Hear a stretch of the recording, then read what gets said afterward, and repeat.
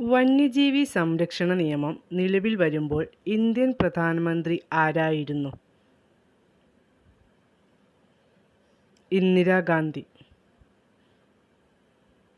ലോക കാലാവസ്ഥാ ദിനം എന്നാണ്?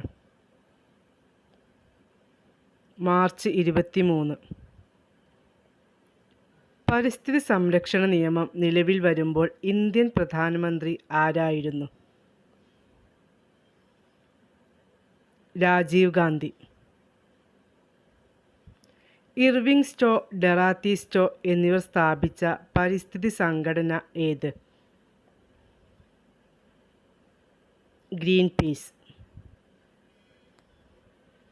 റെഡ് ലിസ്റ്റ് എന്ന പേരിൽ വംശനാശം സംഭവിക്കുന്ന ജീവികളുടെ പട്ടിക തയ്യാറാക്കുന്ന സംഘടന ഏത്? IUCN.